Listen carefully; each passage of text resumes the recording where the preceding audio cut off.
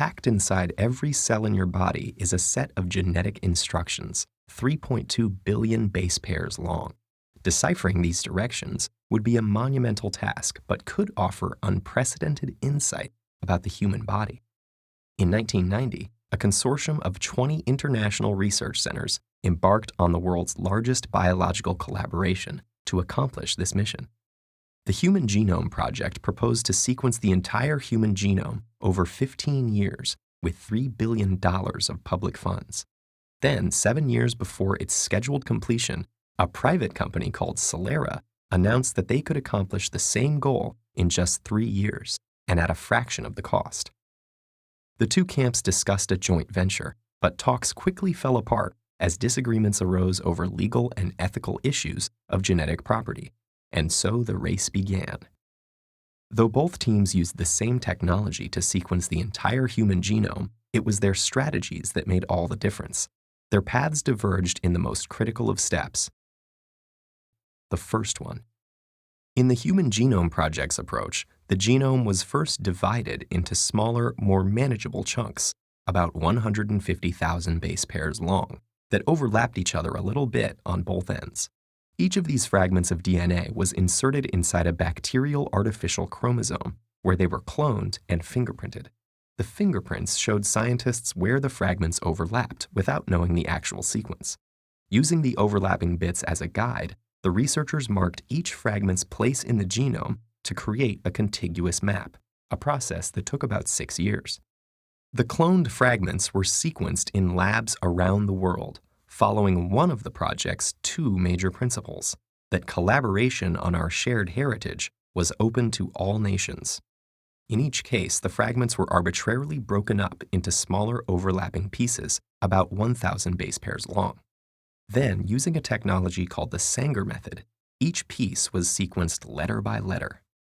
This rigorous map-based approach, called hierarchical shotgun sequencing, minimized the risk of misassembly, a huge hazard of sequencing genomes with many repetitive portions, like the human genome. The consortium's better safe than sorry approach contrasted starkly with Celera's strategy, called whole genome shotgun sequencing. It hinged on skipping the mapping phase entirely, a faster though foolhardy approach according to some. The entire genome was directly chopped up into a giant heap of small overlapping bits. Once these bits were sequenced via the Sanger method, Celera would take the formidable risk of reconstructing the genome using just the overlaps. But perhaps their decision wasn't such a gamble, because guess whose freshly completed map was available online, for free? The Human Genome Consortium, in accordance with the project's second major principle, which held that all of the project's data would be shared publicly within 24 hours of collection. So in 1998, scientists around the world were furiously sequencing lines of genetic code using the tried and true yet laborious Sanger method. Finally, after 3 exhausting years of continuous sequencing and assembling, the verdict was in. In February 2001, both groups simultaneously published working drafts of more than 90% of the human genome, several years ahead of the consortium's schedule. The race ended in a tie. The Human Genome Project's practice of immediately sharing its data was an unusual one. It is more typical for scientists to closely guard their data until they are able to analyze it and publish their conclusions.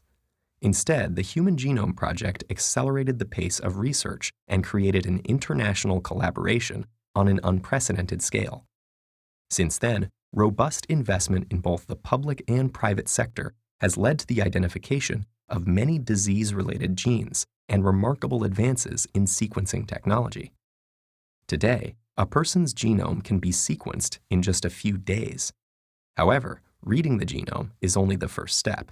We're a long way away from understanding what most of our genes do and how they are controlled. Those are some of the challenges for the next generation of ambitious research initiatives.